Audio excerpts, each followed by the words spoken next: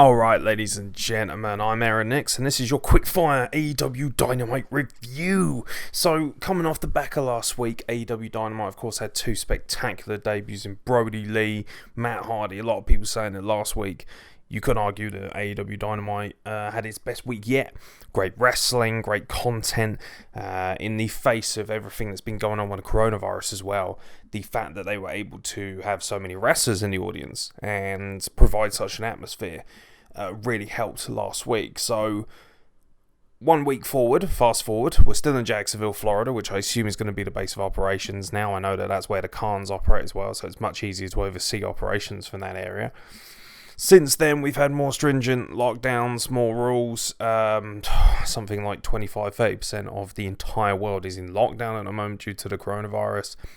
That's made any kind of social gatherings, any kind of gathering of people en masse, pretty much impossible. And of course, with that means that wrestling has to take a hit, as we've seen with WWE and AEW, who are essentially the only two companies now running whatsoever.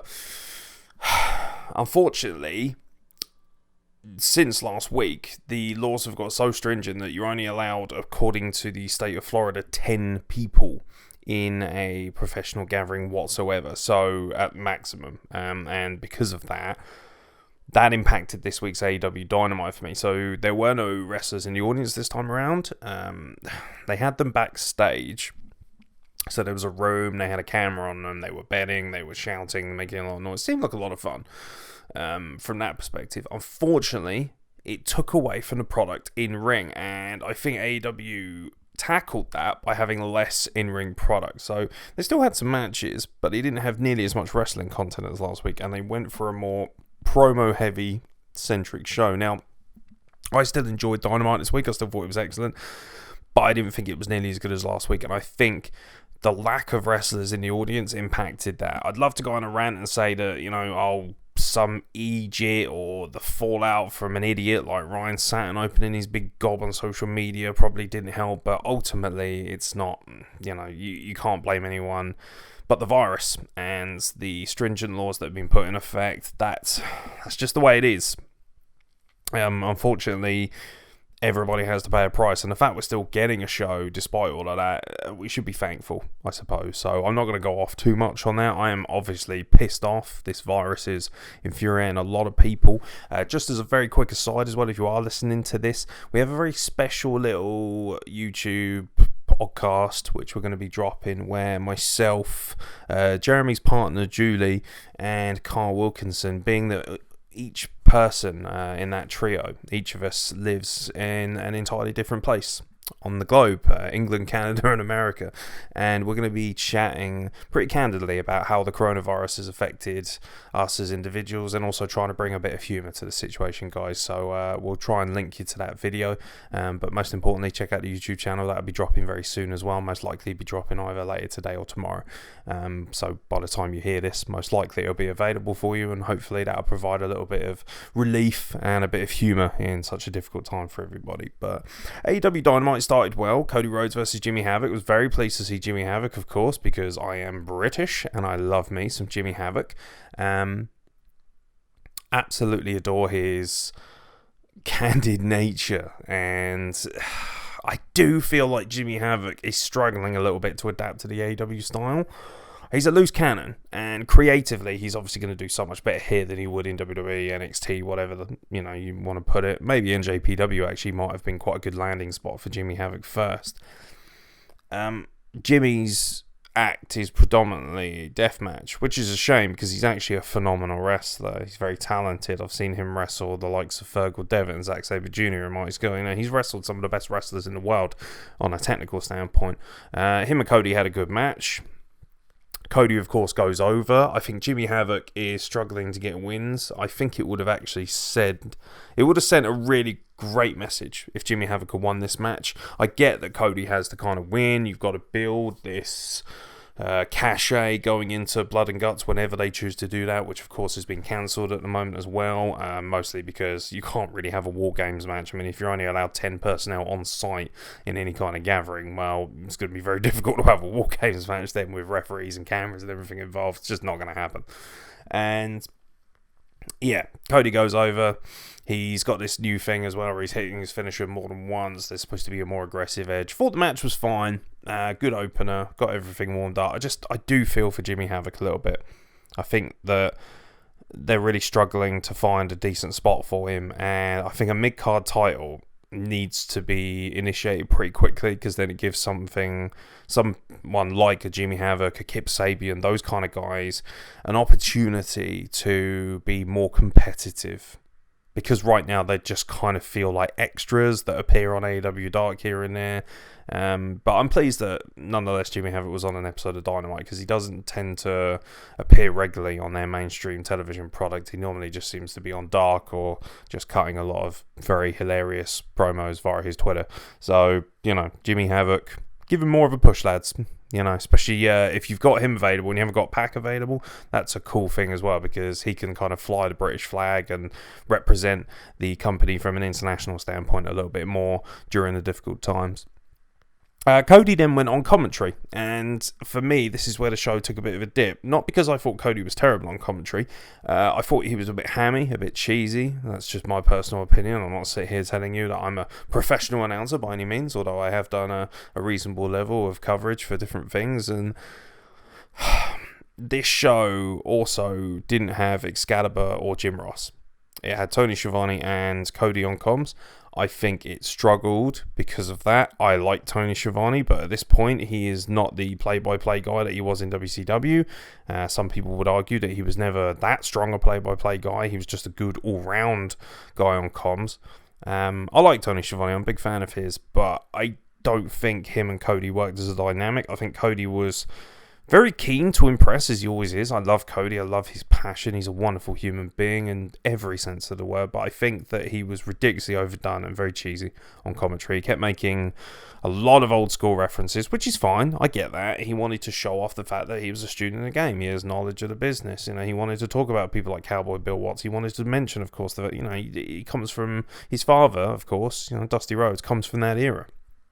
And tragically, he's not with us anymore, but I'm sure he would have certainly been smiling and enjoying this, because it was definitely a great representation of him. But for me, it didn't correlate well with the product.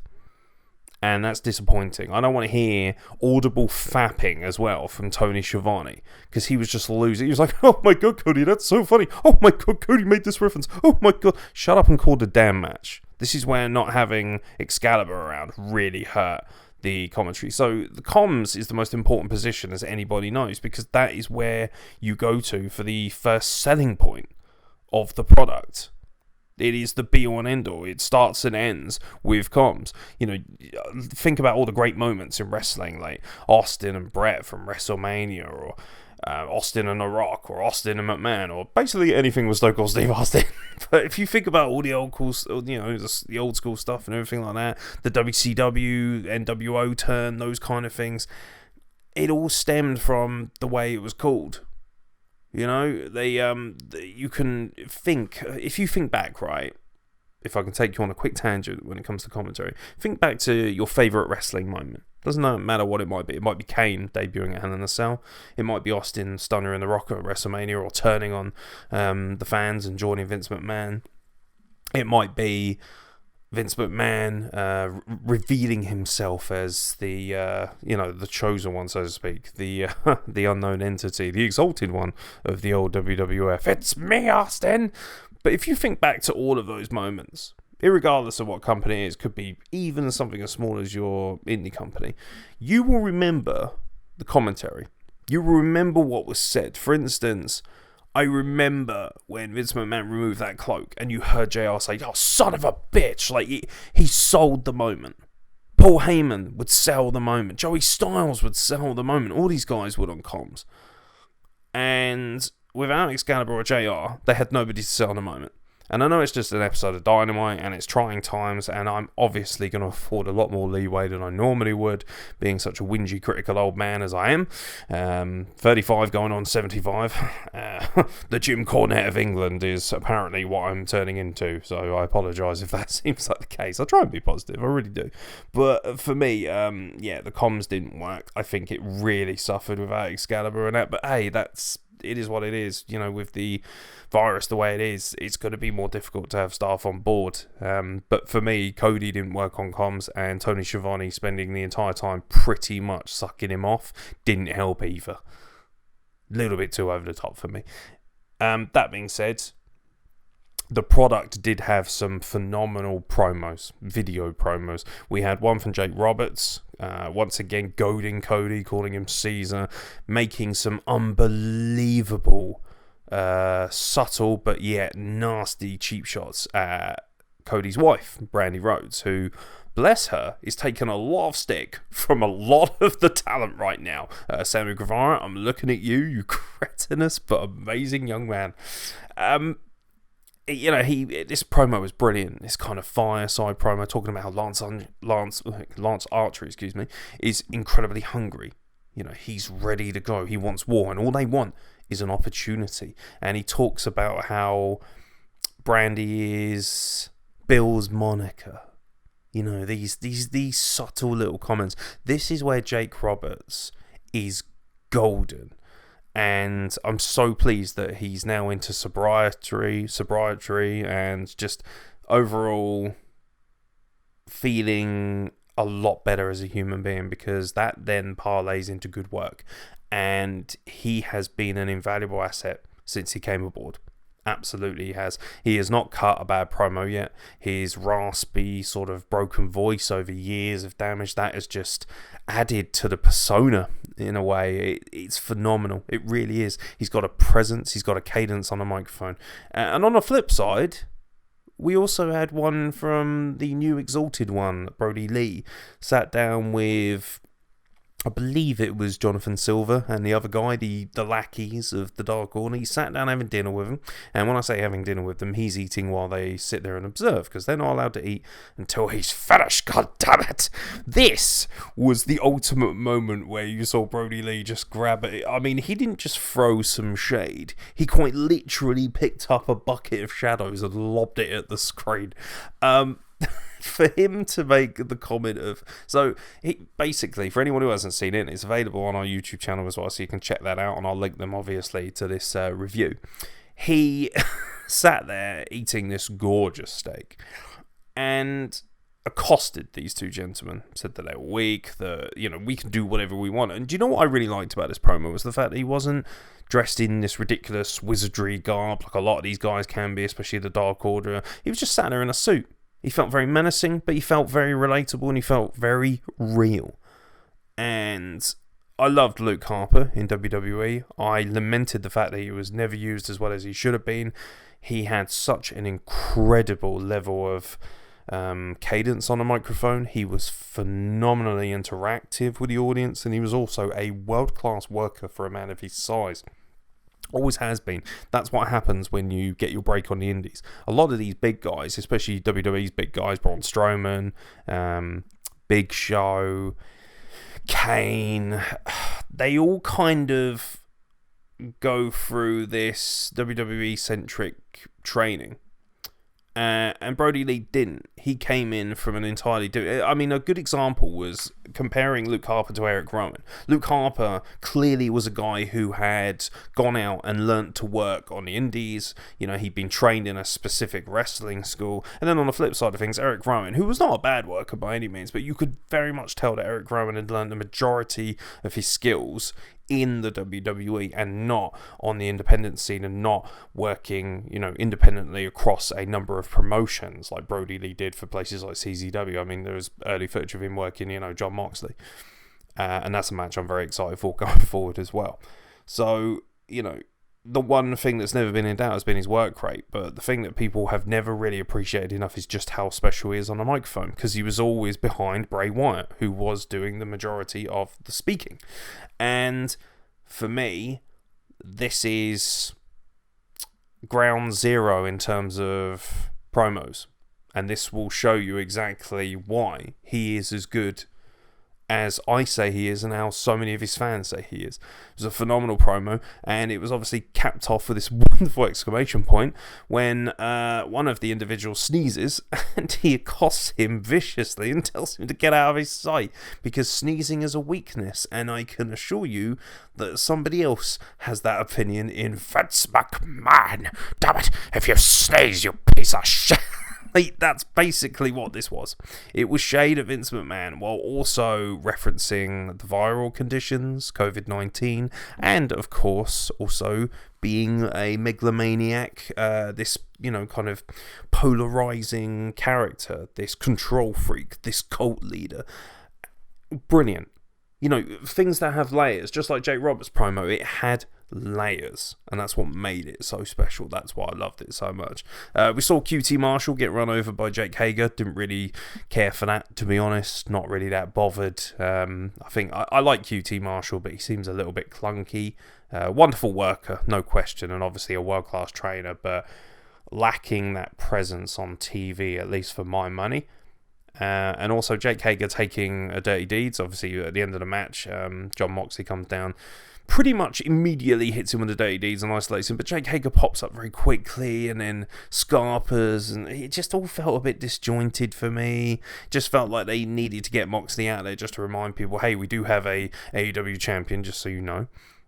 Which is fine. I don't mind that. It's nice to see him on the product and not sort of turning up once in a blue moon like other companies' champions can do at times. Although, to be fair to Brock Lesnar, he's actually been pretty good over the last couple of years. And then, of course, we had this interesting sort of dynamic as well with Kip Sabian.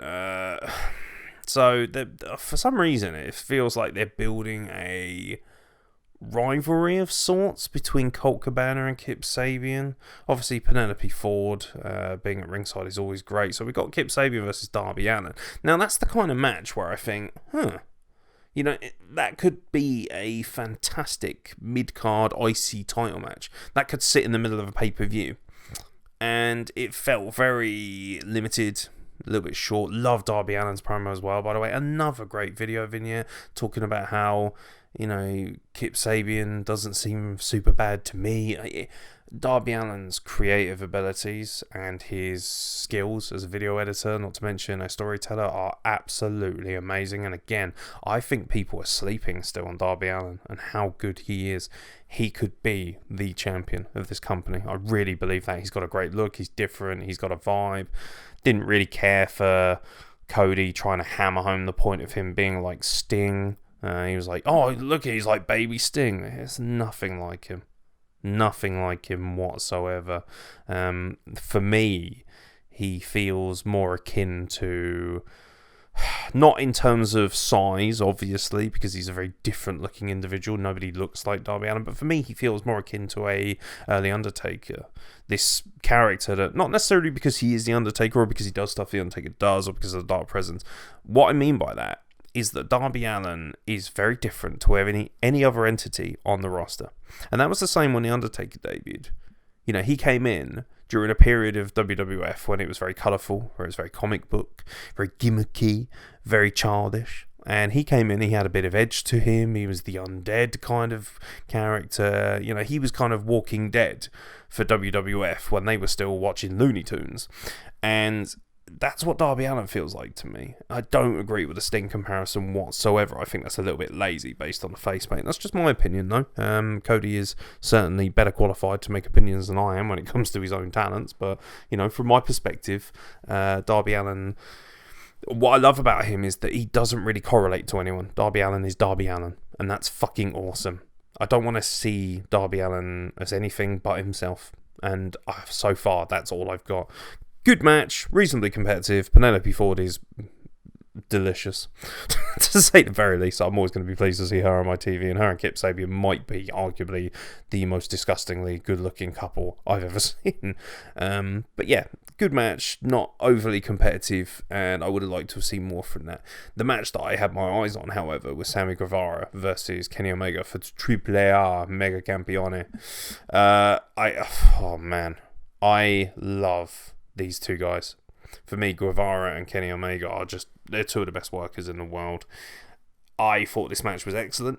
I don't think it blew me away though, and I was a little bit disappointed by that because I wanted this, especially because it was for the AAA Championship. And by the way, the working relationship with AAA is amazing. I think they need to start doing more crossover shows, bringing in AAA talent just for that kind of once in a blue moon opportunity. You know, it'd be great to see some of the like Higel Dovaging and, you know, so many of these guys who work over there crossover. Obviously, you've got Angelico and Jack Evans. I think it would be very wise to use the contacts and the excitement and the potential that they have. They would have worked with a large amount of that roster. Good opportunity there to cross-brand. And Mexico is a very cool place. Obviously, it's very difficult right now, but once the restrictions are lifted and we get back to some sort of normality with our lives, that's something I'm really excited about. I would love to see an AEW/AAA crossover. You know, have maybe a AAA invasion. Be fucking fantastic. I think there's a lot of potential in that relationship, that working relationship, and I think Mexico, despite being one of the most historic places for wrestlers, has almost been overlooked, underlooked, and most importantly, untapped. There's so much talent there that don't seem to get much of a rub. I know Impact Wrestling tried to push in that direction for a while, which was nice. I still think Impact could really benefit from hooking up with AEW. I think AEW, the best route for them, at least from my perspective, is to strengthen relationships with high-level marquee companies. You know, people will say, Impact's a joke. It's still a marquee company. They still have TV time. Hooking up with them, hooking up with AAA, maybe CMLL as well. Trying to bridge that gap with NJPW as well. The more potential, the less ego involved, the more you can be an even more viable alternative. Because they're already a viable alternative to WWE. They get better ratings than NXT. You know, people are going to have to swallow that. They are more popular than NXT. AEW Dynamite is. And they are a great viable alternative to WWE. But they don't have the power and the cachet in the audience yet. Or the backlog. And obviously they won't for some time. But they have the potential to be. Absolutely they do. I feel so strongly that Dynamite and All Elite Wrestling as a whole has a far bigger scope and better potential to take on WWE than anything else we've seen. And a lot of that, of course, will be because of the financial backing of the Khans, the ability to be on TNT, etc., etc. Yeah, great match. Obviously, Kenny Omega retains. Felt that it kind of got cut short a little bit.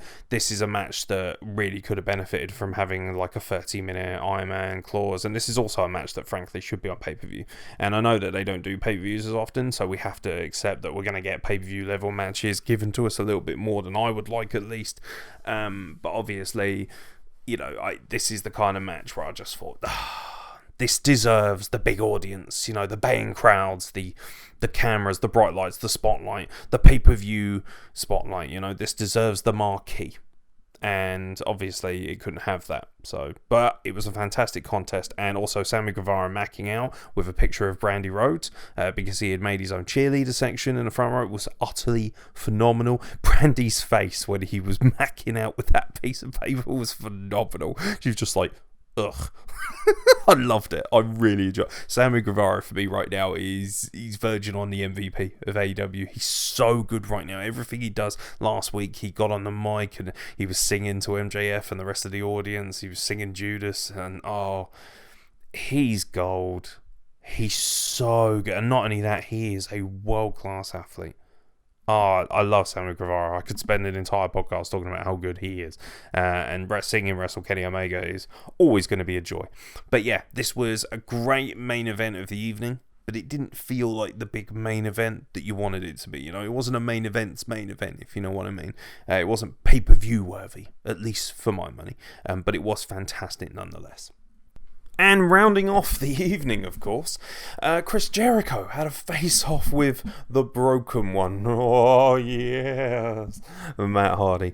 Wonderful. Absolutely wonderful. This was probably the highlight of the show for me. I believe this should win an Academy Award. So Vanguard 1. Oh, by the way, earlier in the night we got this very... so they're using Vanguard 1 as this roving reporter. Genius, because he doesn't count towards, well, I assume he doesn't count towards the 10 count of people that you're allowed on site during the virus containment procedures, the quarantine procedures. So he's a +1, isn't he, Vanguard 1? Quite literally, Vanguard +1. Yeah, he did this wonderful little thing where he just kind of checked in on Nick Jackson. Oh, 61%, not bad. I liked it. I thought it was great. Just kind of like, this medical checkup. Great stuff. I'm really excited about the use of Vanguard 1 and everything that's around Matt Hardy going forward. Matt Hardy appears.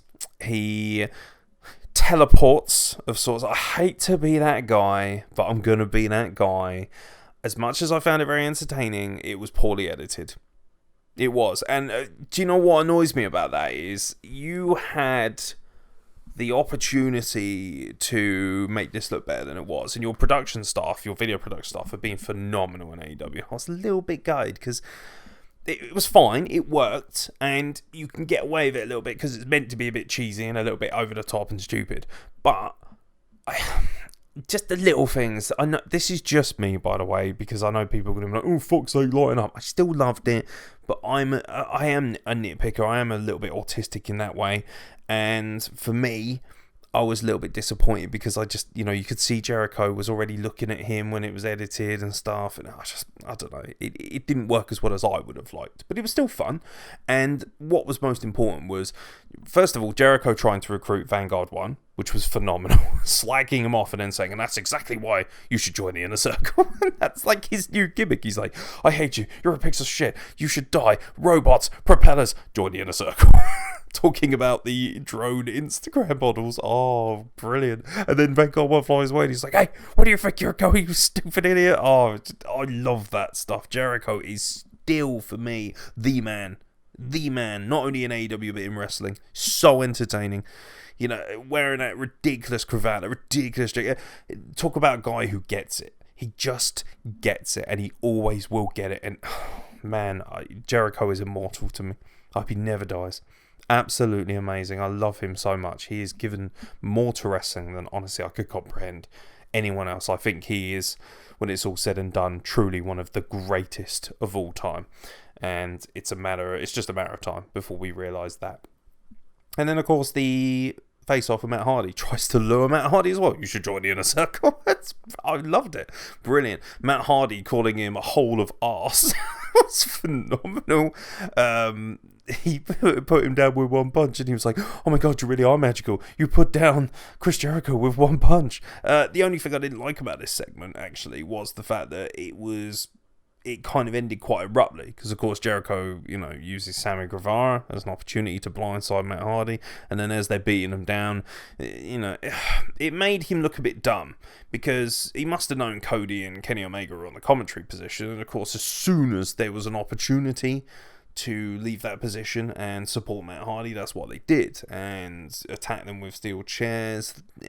Kenny Omega missed Sammy Guevara as well with a chair shot, which I thought was really funny.